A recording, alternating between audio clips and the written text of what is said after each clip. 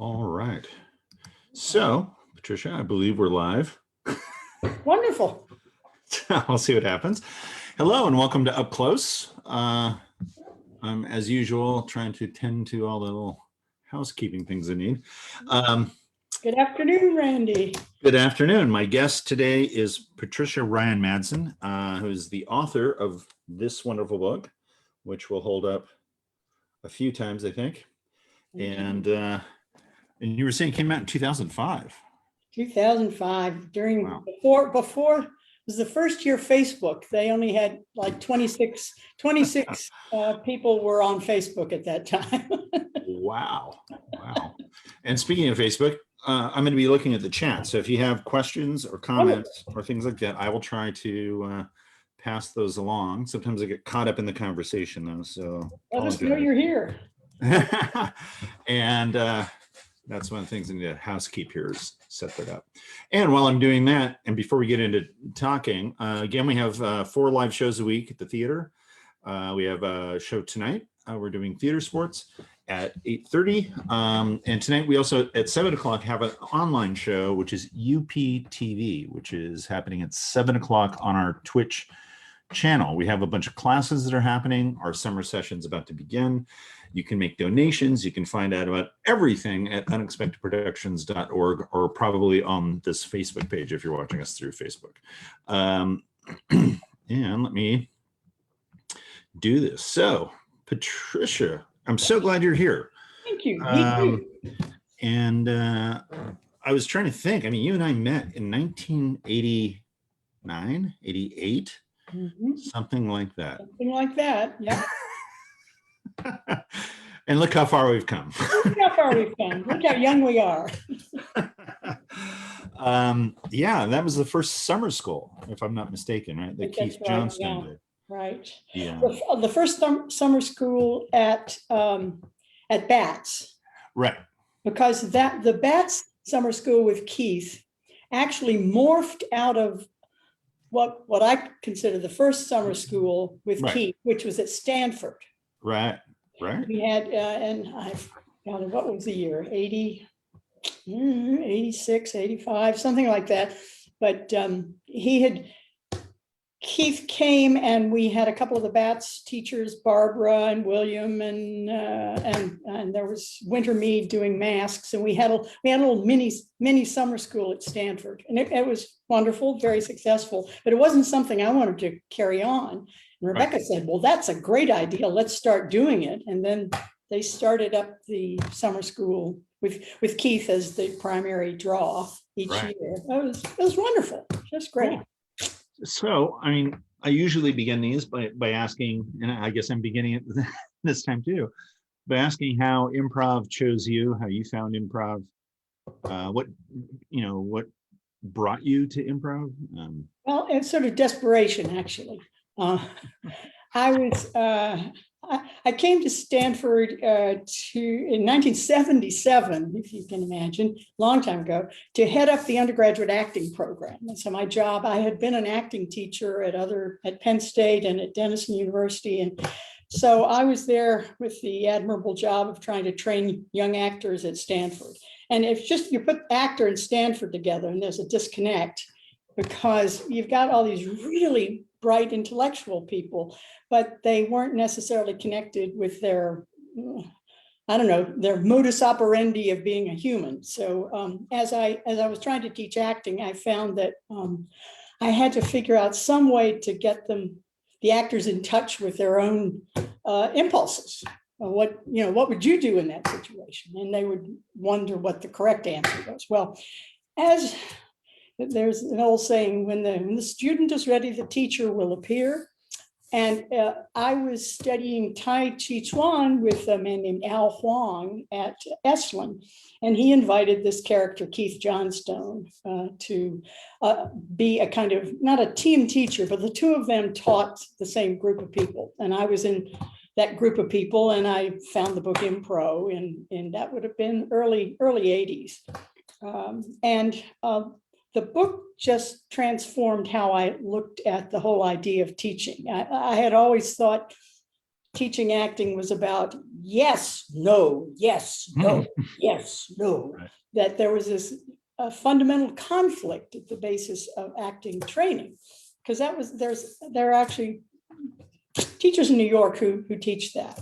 But so Keith's notion that you could have theatrical, in fact, you needed yes, yes to be on the same page in order to not have two egos knock each other out. So improv dropped in as a tool for helping me solve my problem at Stanford. And I wasn't interested at that point in anything other than how these improv games helped loosen up the actors and help them do the job of learning how to be actors in a play.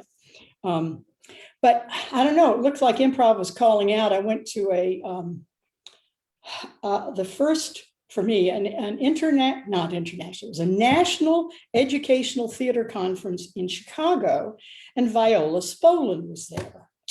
And I took a class, a little workshop of hers, and brought home the original copy of Improvisation for the Theater. So I had, on the one hand, Keith, the father of improv, and on the other, Viola Spolin, both coming at me, more or less saying, Patricia, notice what we've got. So improv entered it all.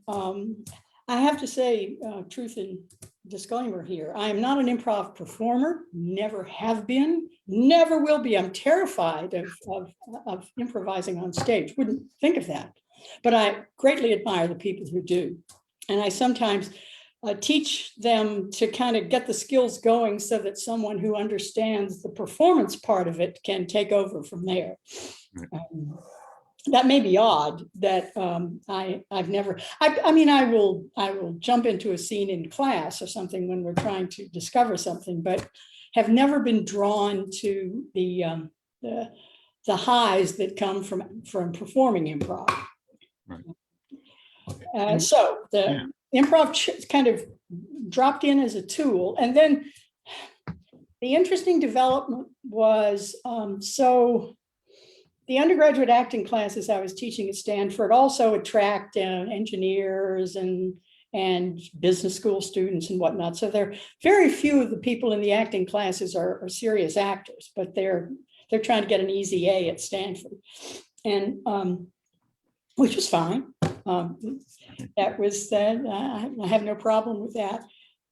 But more and more students would come back after the classes and say, you know, this improv stuff, it's kind of creeping into my life a little bit. And I'm seeing what happens if I say yes to my partner, my roommate for a change. And so, you know, there's some good advice here. You really should write a book.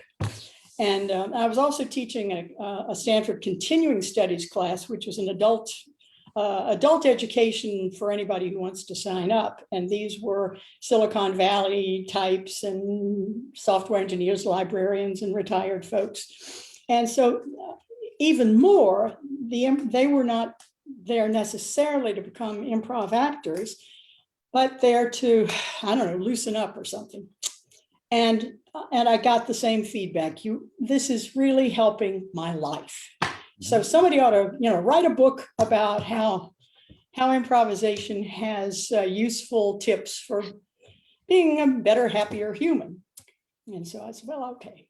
So I started writing. Actually, it must have been in the late 80s, because the book was published in 2005, but it was almost 20 years that I was writing on this little book.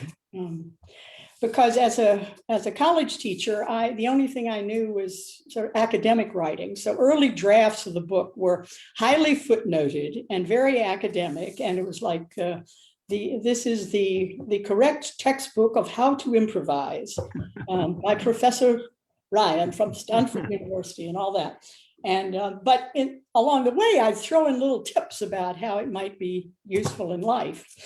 And I never could sell the book because agents told me, Patricia, it looks like you're writing two different books. You've got an academic textbook about how to do improv correctly, and you've got a little self-help book, about a little philosophy book. Why don't you decide which of those two you really want and turn the book into that? So that was very helpful advice, because I didn't really want to write a textbook. I am certainly not, and I don't think improv is academic anyway. That's one of its values in a university. It's something else. I call it a life way, or a modus operandi, a way of looking and doing things, and could be applied to anything. We're discovering that now, because right. And it's sort of like what you point out in the book about you can't learn to swim until you get into the pool, right? And so at some point you can talk about all the basics and read about all the, and to me, that's one of the issues we have with a lot of texts around improv is people go, oh, I bought the book, I'm going to do that. So I love that you're encouraging people to get up and do it, which is great. So wow. So improv picks you. Did you find initial resistance to the improv, or were the students totally embracing the easy A, as you stated? Well, I never found any resistance. Certainly I didn't, because it was a grand exploration. This whole, everything that it represents, and the tools are endless and they're fun. And I've never been one that needs to be right about everything, except with my husband. But somehow improv gave me a whole a forum where I could try something and it didn't work, and that was okay. That was fine. Or we would learn something. And so I discovered a whole new way of being in relationship with things not working out, or failure, or whatnot. I love that, and it's freed me. Today I'm not scared of an interview, because if we mess up, it's just a good example of how skillful I am at messing up and not being knocked down with it. Does that make sense? Yeah, absolutely. And I guess the reason why I was asking that is, having seen the Stanford Improvisers doing stuff, I'm always amazed at the commitment that they get, which again, I assume is coming from your teaching and from the content of your class. Well, I would say that, yeah, that one of the things of which I am most proud is founding the Stanford Improvisers. And this was in 81, they were actually, is that right? Not 91, because we're 1991 was the first year of the Stanford Improvisers. And what I can say is, I think that I imbued them with some basic skills and with a certain kind of kindness. I said that really the most important thing is the taking care of your partner, and not just giving lip service to that. We really have to be on each other's page. We have to work with what's there. We have to be positive. And so there's a kind of group spirit of the Stanford Improvisers. They went off to, I don't know, to a conference or to a tournament or something in LA, and came back and people said, you know what? They're the nicest group we've ever played with. And I'm very proud of that.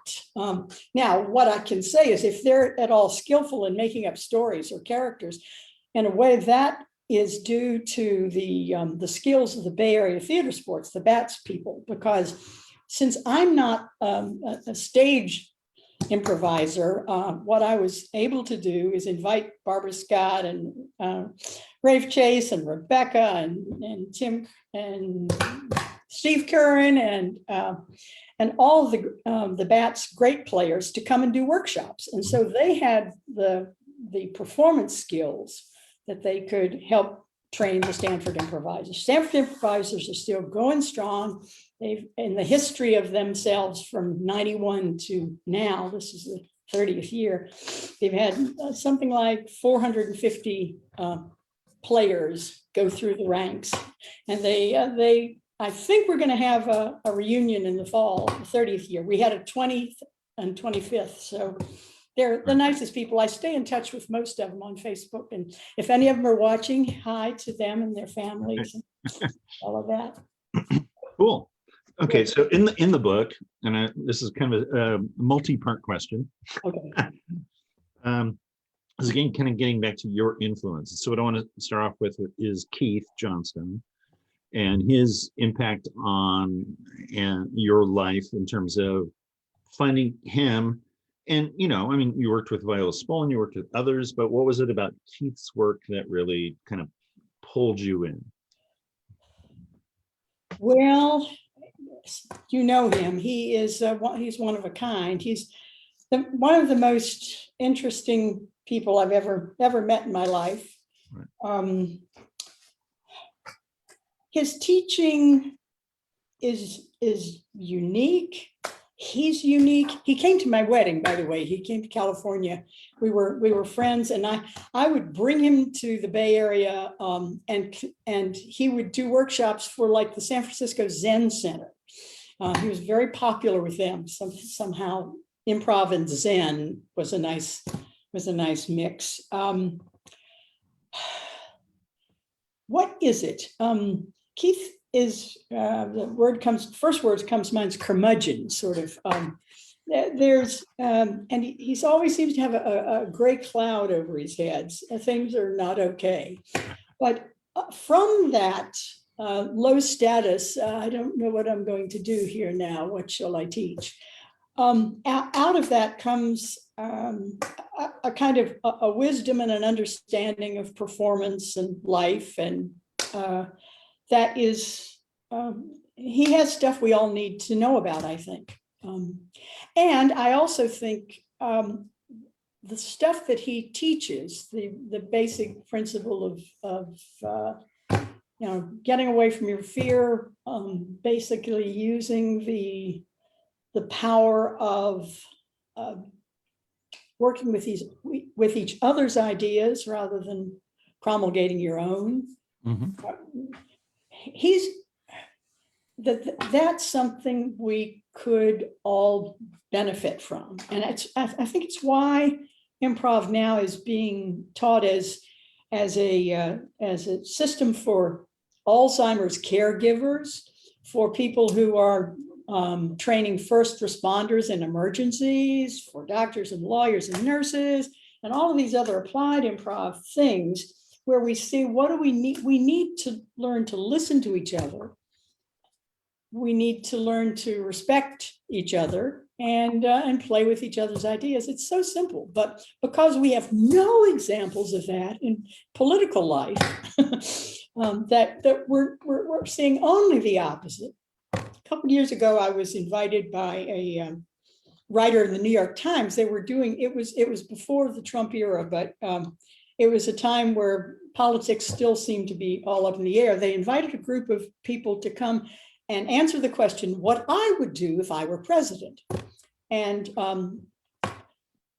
so I got invited to answer that. And I figured that the person who invited me probably wanted something like I said, which was, well, I'd require that the House and the Senate and the judiciary would all have to go off on a month-long improv retreat.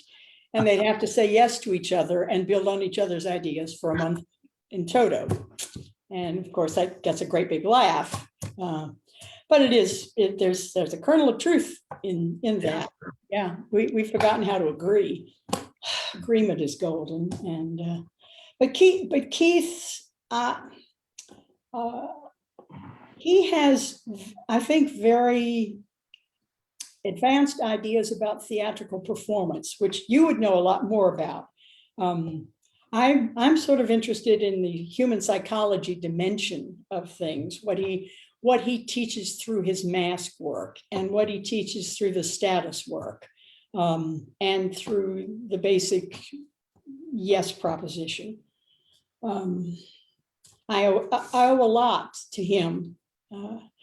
The other part of the ideas in improv wisdom, the theater part, improv part, comes from Johnstone. The other part comes from another teacher of mine, a man named David K. Reynolds. And that's the second part of the question.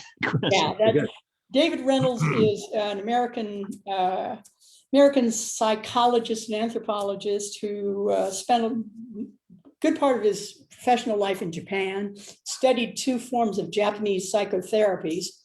And I studied with him and became a constructive living instructor. about 20 years ago. And that paradigm, constructive living, is the other, the meat and potatoes inside of the improv games and that sort of freedom. Right.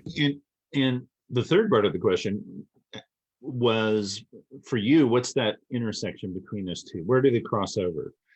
Because you're saying meat and potatoes of the improv should be coming from this constructive living philosophy, but I'm just curious what your take on that Well, is. the constructive living philosophy is, you can boil it all down into four sentences.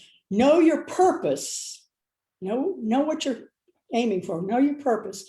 Accept your feelings. Accept reality. Accept everything's going on, and do what you need to do. Act.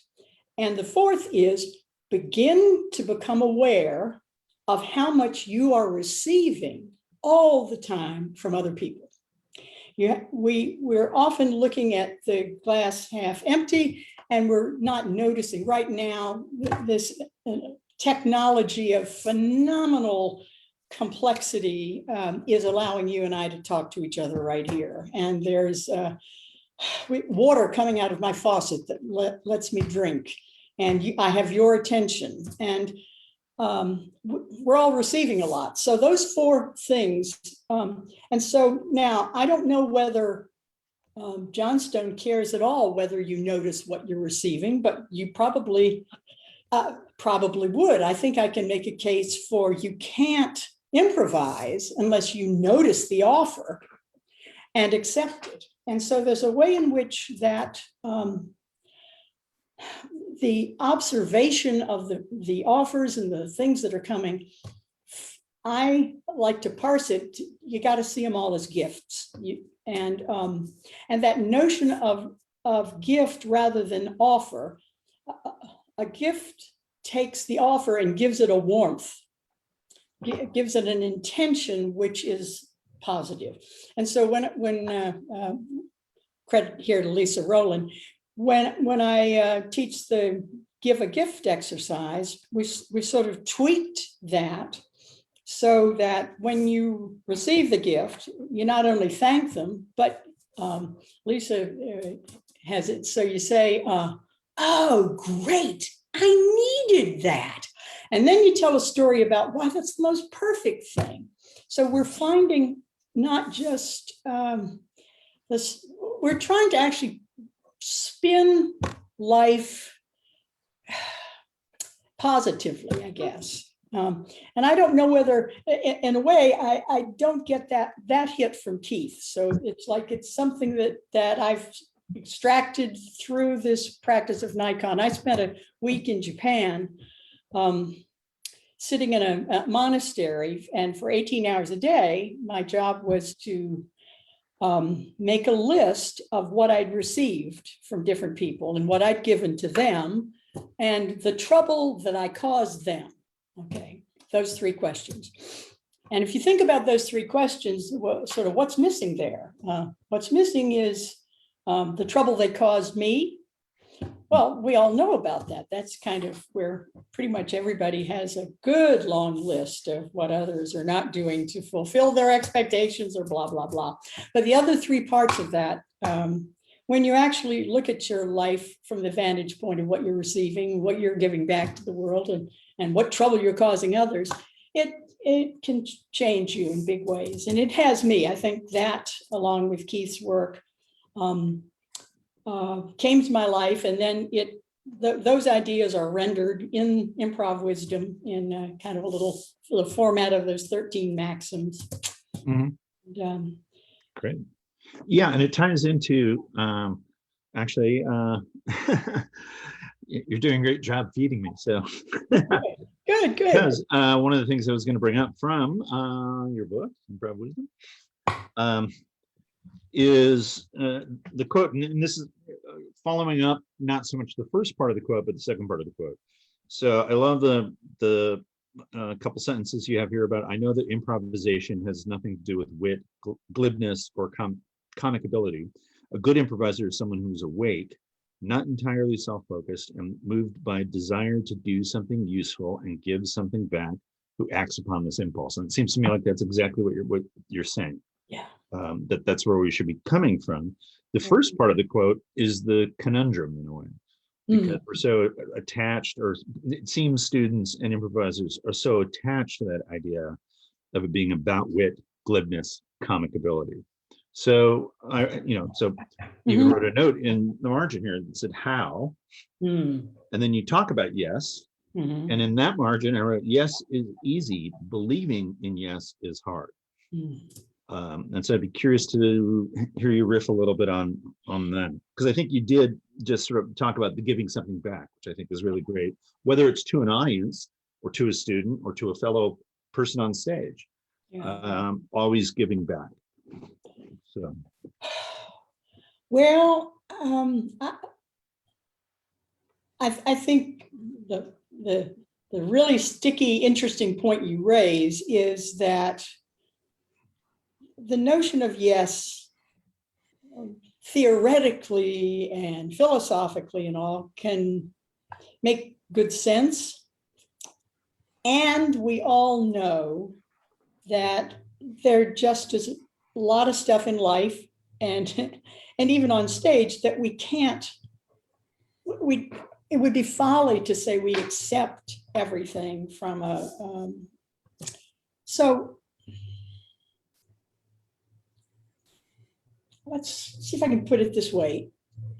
Since I think a default for most humans is not that yes, from caveman days, when we had, for survival, had to look out for danger, say no, protect ourselves, make number one the important thing, that the human species is genetically programmed the other way. And while it sounds like, all right, I don't know, what's the payoff for me if I try practicing this, or well, I think the payoff is that life gets better when our default is generosity rather than self-absorption and skepticism. And it's not, and I don't think you can sell it to anybody anyway. Either they sort of get there, they discover, I'm happier when I'm doing something for somebody else. Right. In a way, it's huge. It's hubris for me to stand up and say, I'm going to tell you how to live now. Now I am standing on the shoulders of Keith Johnstone and David Reynolds. However, the truth, according to Patricia, is that we're all receiving more than we're giving. And if we get that, it's also, it makes it not just a moral obligation, but it makes it fun, I think, to be part of that chain of giving and receiving. Right. Yeah, that's fantastic. And again, that part about the glibness and comic ability versus the generosity, because talking to, pulling in another person, talking to Del Close, who was of the belief, and I have experienced it myself, like if you go to an improv audition, you can't throw a rock without hitting a funny person, right? Yeah. And so he said, what are you looking for? And in the end, he said generosity, right? That's what you're looking for, the person who has it or doesn't have it, but you're looking for the person who's generous, who's giving back to their fellow player, to Right. to make the work better, make them look better, all that stuff, again, pulling in a bunch of Keith stuff. So I so agree with that. There's I was just doing I do these little postcards. They're called etchagami, and they're it's a postcard with some kind of image or picture, flower or something, and then a little saying on it, and then your little rubber stamp from Japan. And so the one I was working on was a quote from the Dalai Lama, which says, "Never resist a generous impulse."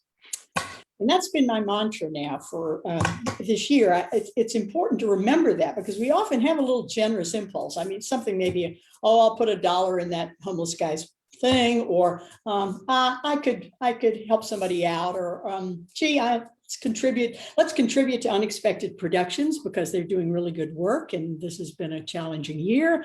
You have that thought, but then it passes. But Right. if you never resist acting upon that generous impulse, I swear life gets really nice. And I want Yeah. that's the thing I'd like to leave with all of our listeners here today. Never resist a generous impulse. They're really, and the more you do, it's something that grows. Right. Well, it becomes a way of life, right? Because that's just how you're reacting to things. Yeah. Again, along with the stuff we're talking about, while we're pulling out big guns, because it reminded me of a quote, and I found it, which is hard to believe because I can't find anything, from J. Krishnamurti in his book on education. Talks about, he says, because we ourselves have been brought up to act for the sake of a result, we do not see that there can be action free of the desire to gain. Right. And I think that kind of parallels everything that you're talking about. And also, you know, the quote from your book sort of parallels that. Yeah. That notion of just putting it out there. And I love the idea of it being just for the sake of generosity, just for the sake of, you know, it's you know, the way Keith seems to put it is, you know, show your partner a good time. Yeah. Right. Yeah. And if I can do that, then it's tricking me into being generous, I guess. You know, and which Keith is great at, tricking you into doing things you don't want to do. So let me just say one more thing about the first part of that. When I think I sort of badmouth the notion that improv is about being glib, funny, comedic, etc. I mean, glib is like a negative kind of word. The thing improv does have, the flip side of that is improv is about lightness, playfulness, fun, joy, and comedy is part of that. So you can certainly have improv that is not just about noticing things and what's the rest of that, doing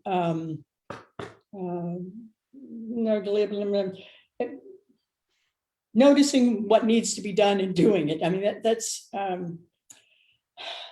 they're both sides of that equation, I think, are and I really love that paragraph that you quoted, because to me it kind of boils things down, and it's a good reminder, and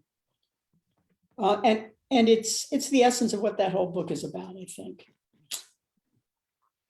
Yeah, and it's great for you to lay out the maxims as a way of sort of, here's how you do it, or here are things to consider when doing it, and so that's great. But you know, and that's again going back to Stanford Improvisers.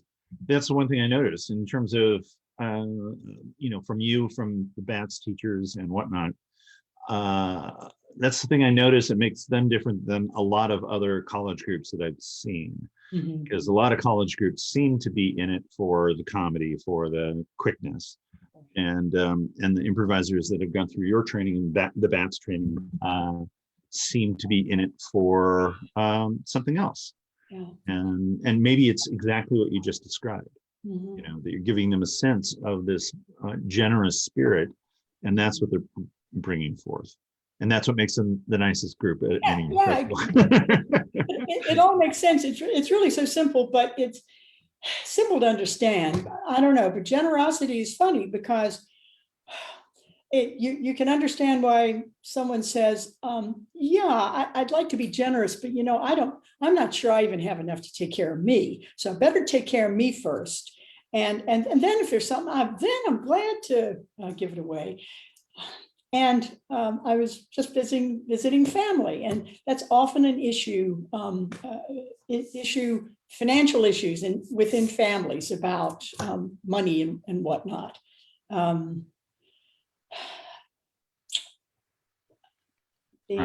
Anyway, so I do think that the feeling of that generosity is something you can have once you've covered all your own bases, is understandable. Right. But I just want to try it out. This is the thing. If the idea of generosity seems, well, I'm not sure, give it a week. Go for a week and kind of see what happens if you. Right. And it's not just generosity of money, but it's also of your time, right. of your resources, of thinking of other people, being generous to the guy who's bagging your groceries. Right. Ask him about his day and look him in the eyes, treat him like a person. So. Yeah. One thing I love in the book is that you do something that I tend to do as a teacher too, which is, try it for one day. And then you can go back to what you're doing. Absolutely. That's great. That's great. if you want. I have a question, and I'm just interested in your take on this because you're not a performer. And to me, a lot of what we're talking about comes from that seduction of performance, of that idea that I'm on stage, and so I want people to love me. I want people to think I'm funny, and I want people to think I'm great. And that's a lot different, and I'm sure you've had this experience even with some of your students, where I'll see people in workshops where they're like, this is great. And then you see them on stage and everything goes out the window, and it's anything for a laugh. And so how do we, or what's your take on in terms of how to balance those two things off? I do understand from what you're saying, and I agree that if you live in a way where your first impulse is to be generous, then the sort of high comes from being generous. And so then that sort of self-fulfills. Yeah. But it's that step of how do we balance that? And it's more of a performance question. Yeah. Because I think how do you trick yourself, right, as a performer into saying, well, I'm going to try that strategy, which feels nice in the sort of everyday world. Try that strategy on stage. Right. It seems like performance corrupts a little of that. Because, I guess would be the better word, I think. Just as you say, we are all longing so much to be admired and liked. We're desperate for that. And the minute you step on stage, you got a whole bunch of people looking at you that can like you or not. And you're on stage with a bunch of people who also want to be liked. Right. I don't know. I think it's, I would suggest kind of a subversive thing to tell a couple of the players tonight in performance, see what you can do to imagine that the people you're playing with tonight, the others on your team, are geniuses. They are so great, and everything they do has been the most marvelous stuff. Just support their ideas, but do everything you can to do that. Somehow, if you take a basic performance notion and give them the job of doing that, maybe, of course, they would come off as a likable player. I mean, the reason my whole pitch for doing it in everyday life is that it often gets that result that makes people like you, because we like generous people. So it's just a trick that I use, you see, to get people to like me. Right.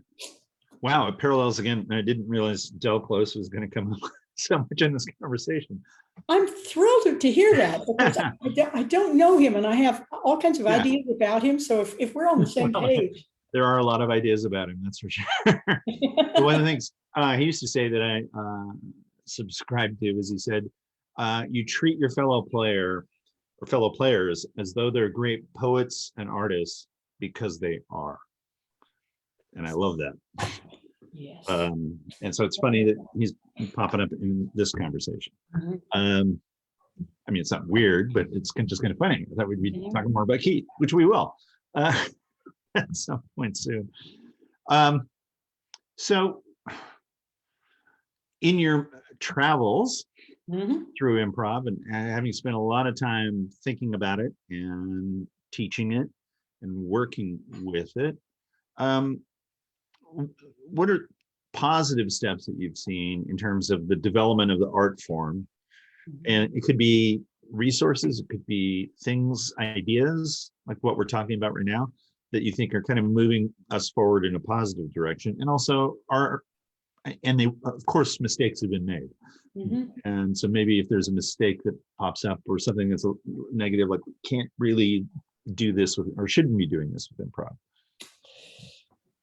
Well, gee, starting with the notion that more improv everywhere is better. Okay, more improv. It doesn't mean that the improv is better, but it's that anytime I think the ideas that make improv work are so useful and powerful, and we need more of those in the world, as I was saying with our political, et cetera, that even if someone takes these ideas and kind of misuses them a little bit or doesn't use them well, today anyone can call themselves an improv teacher and does.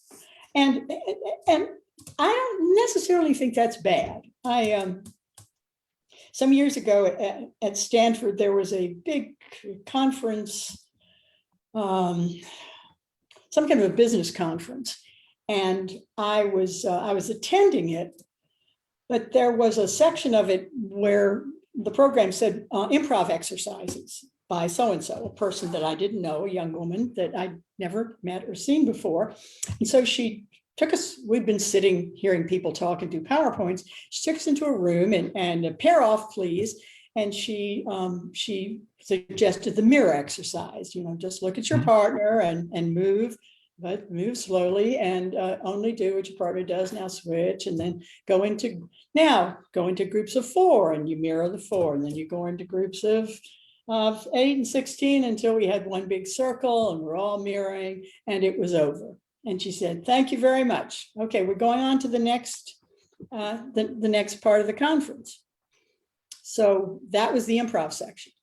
So I thought, oh, okay. So we did this exercise, this wonderful exercise that has hundreds of different kinds of lessons or life lessons or something. But the exercise was it from this leader's. And it's not that what she did was wrong, but she didn't harvest that in a way.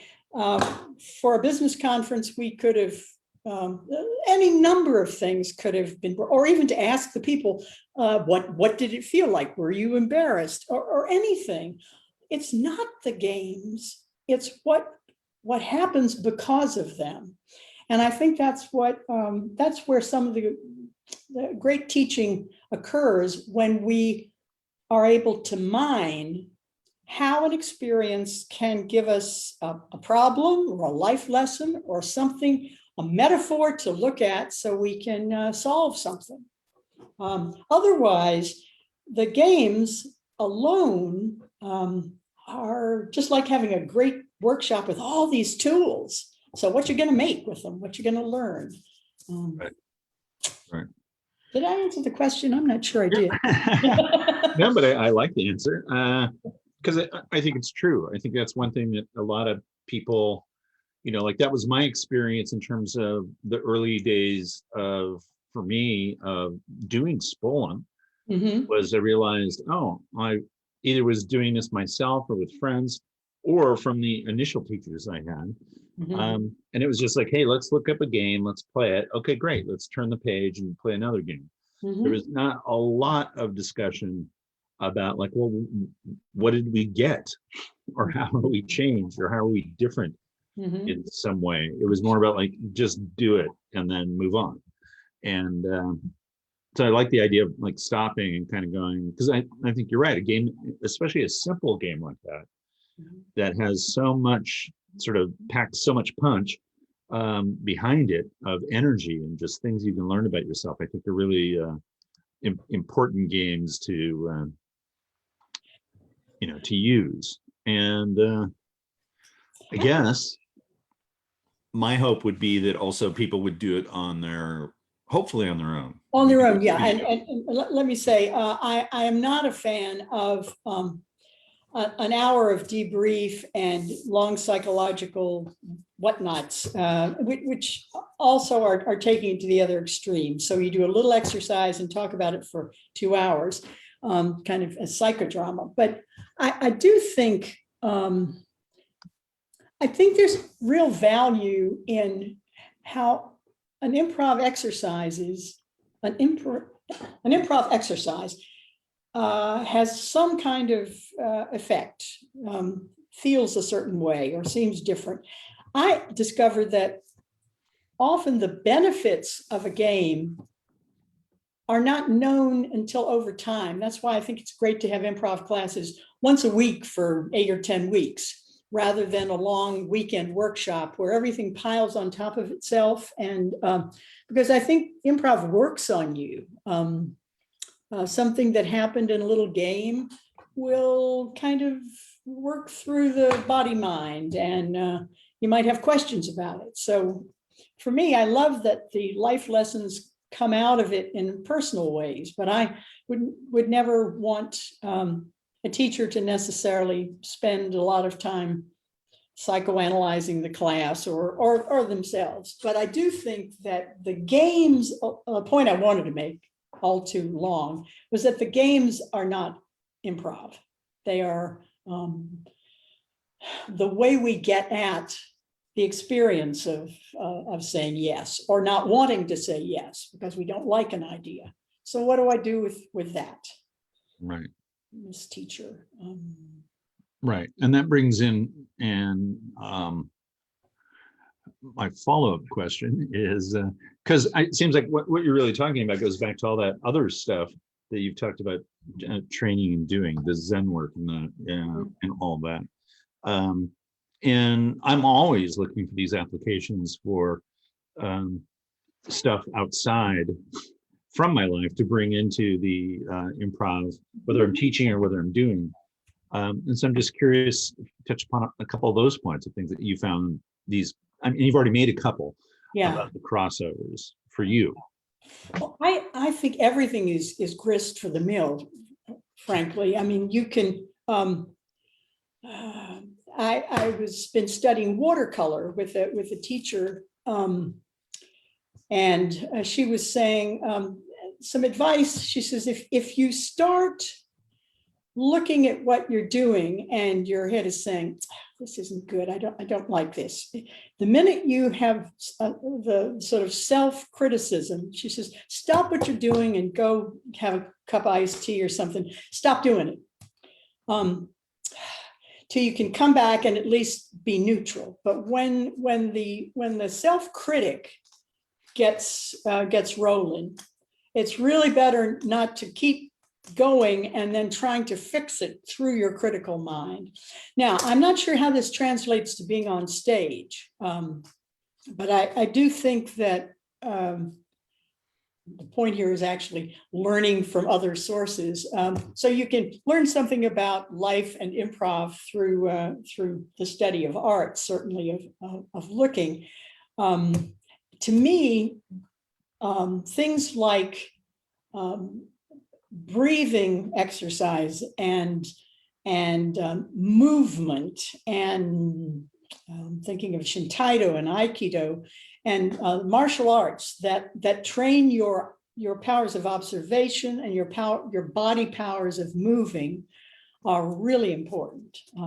I've just made a really good friend of a gentleman named J.D. Hickson, who lives in Japan, and he's a classically trained conductor and musician and an improviser. He's been using improv now to teach students Japanese who are trying to qualify for language exams. He's trying to help them become more fluent and allow improv to help them speak more freely. And he's been using years of breath training with his improv work, sort of setting the stage. I think we're going to do a workshop together online at some point. Yeah, this is one of the nice things that he read the book and said, gee, I'd like to talk to you some more about this. And so we're now collaborating through the miracle of being able to do things with people around the world. But I do think that any kind of sports, physical or mental training, Zen and meditation, all those things are or feed into quality of life that can be part of your improv. You know Ted Desmaisons in his book Playful Yeah, I do. Mindfulness? Yeah, I think he might be a good guest. He's combining improv and mindfulness as a kind of package. Yeah, it's a fun book. So what,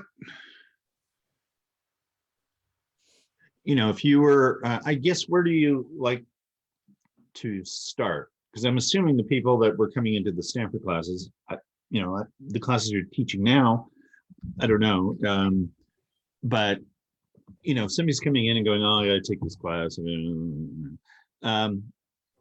Where do you start? How do you like, well, and they do that at my class too.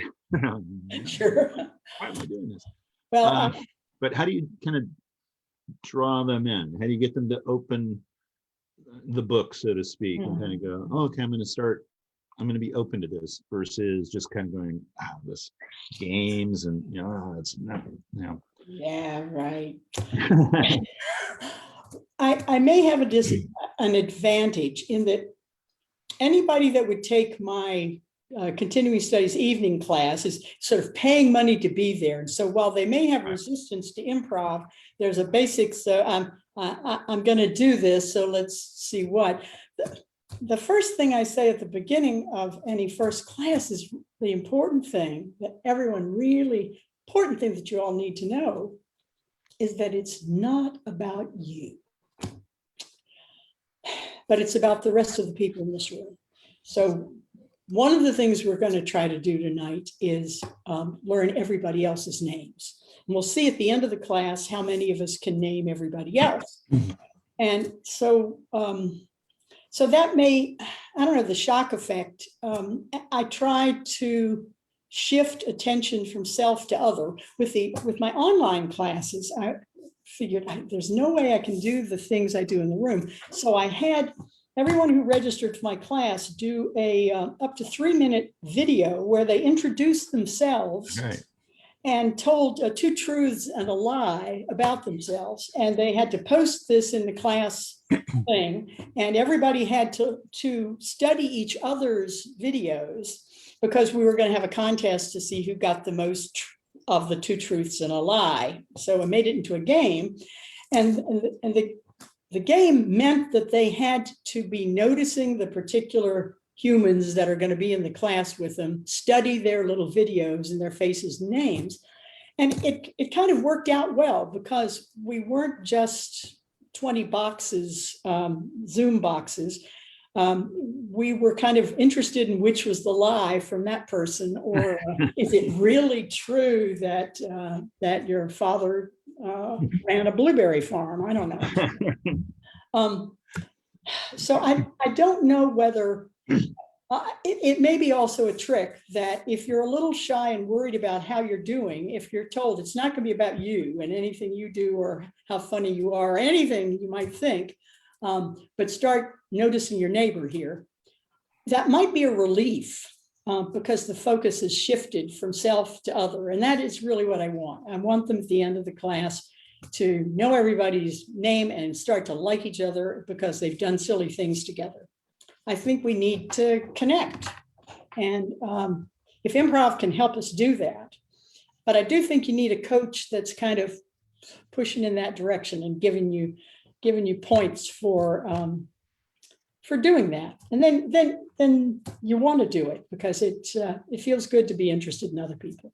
Right. Yeah, there's a great, I think it's great because I use it in class all the time.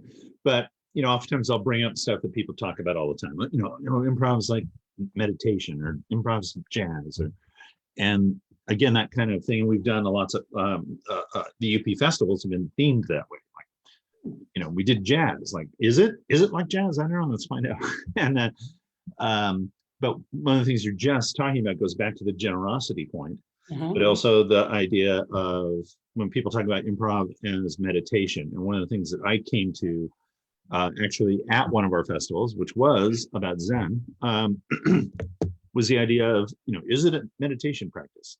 And just based kind of, you put it much better than I do. But it's that idea of, yeah, it is, but it's not a meditation practice where you go deeper and deeper into yourself. It's a meditation practice where you go further and further out until you disappear. And then it becomes about all the other people that are in the room or in the scene or, whatever that is. And you just summed that up very well. I'm going to steal it. I'll give you credit. No, you're brilliant. The way you just said that was exactly it. If we can dissolve into each other and into reality and all of the things that are supporting us in life, a lot of your own problems go away when the focus isn't that self-absorption. Well, maybe that's our new marketing tool, Patricia. Your problems will go away if you take. Absolutely, you can guarantee it. Money back guarantee. Right. If it's not about you, then there are no problems. There are no problems. Oh wow, yeah. Oh. I wanted to ask you a question. You've been talking with some of the greats and a fascinating lineup of people we mentioned before. We talked just before. And are you seeing any themes of how improv is, I don't know, changing or growing or? I guess the themes I see both on a positive and negative side and again, this is my opinion out of the chats that I've had with people, both in the interviews as well as post and pre-interview.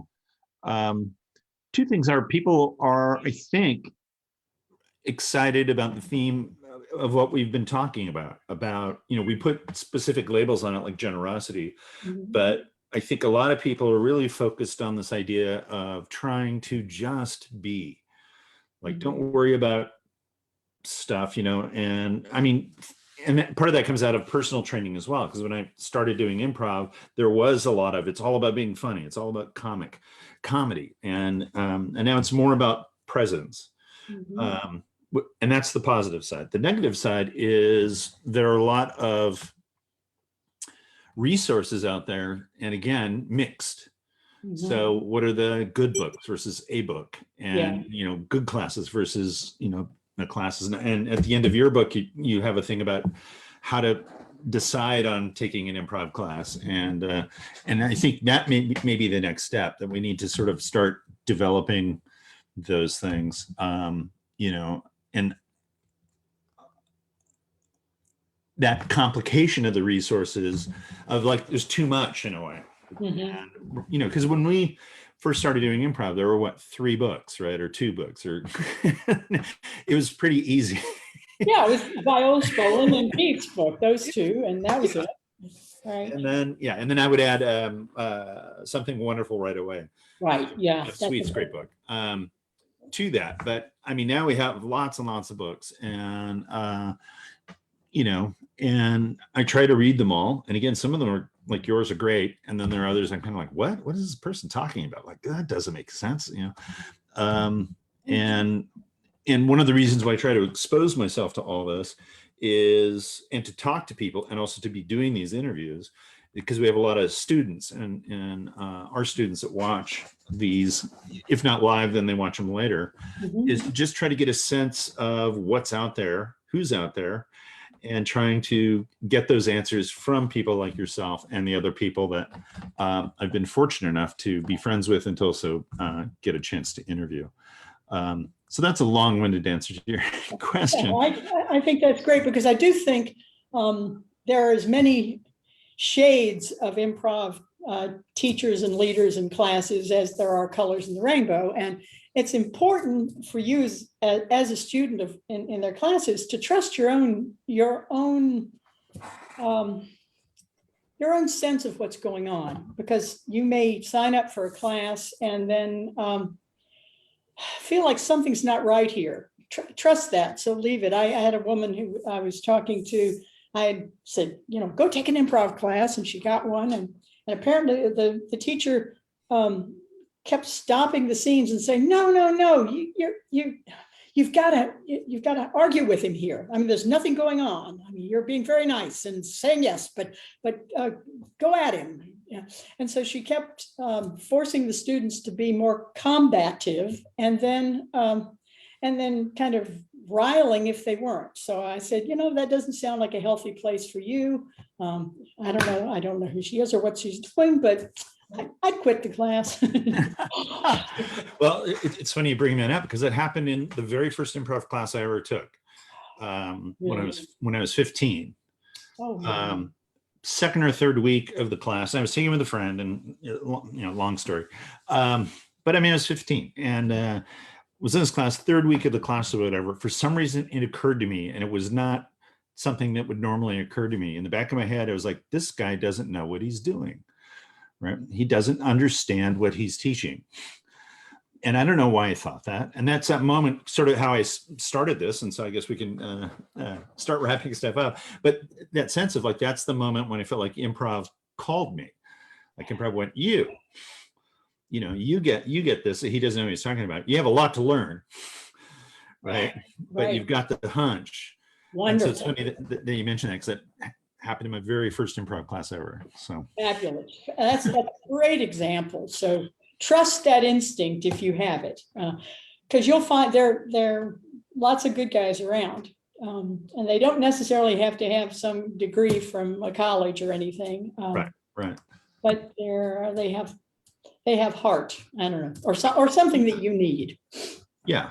And I mean, I would still hold true, and I'm sure, and correct me if I'm wrong, you'd say the same thing. I also say, if you're getting something out of whatever the person's teaching, then go for it, because that's for you. If I don't like it or somebody else doesn't like it, that doesn't matter. If you're getting something out of it, then fine, just keep going, right?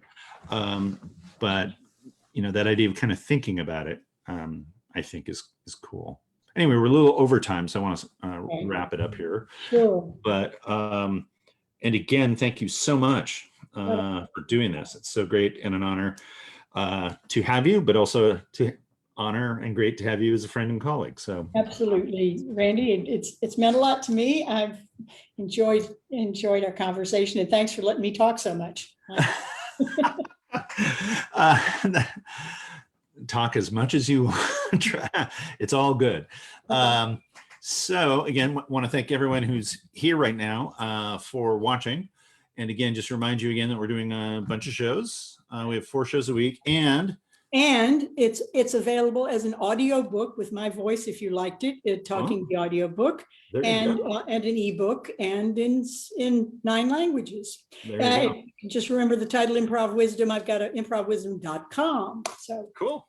There you go. So, and buy this book. But we have 4 shows a week, and we have an online show tonight at 7. We have a live show at 8:30 tonight, and we have all kinds of classes happening starting up. Most are going to be live this next quarter, which is great. So we can all be in a room sort of together, socially distanced, I think. But those will be starting in July. So check those out. You want to make a donation, go to unexpectedproductions.org. And again, look up Improv Wisdom. thank you. And Patricia Ryan Madson, thank you so much for being here. So, all right. My pleasure. All right. Take care, everyone. Oh, and next week I should announce I have to do my plug for the next show. Andrew Heffler, who's a director and improviser from Budapest. So I'll be talking to him, and hopefully it will be fun. I know Andrew, so he's a good guy, and it'll be fun to interview. So thank you, guys.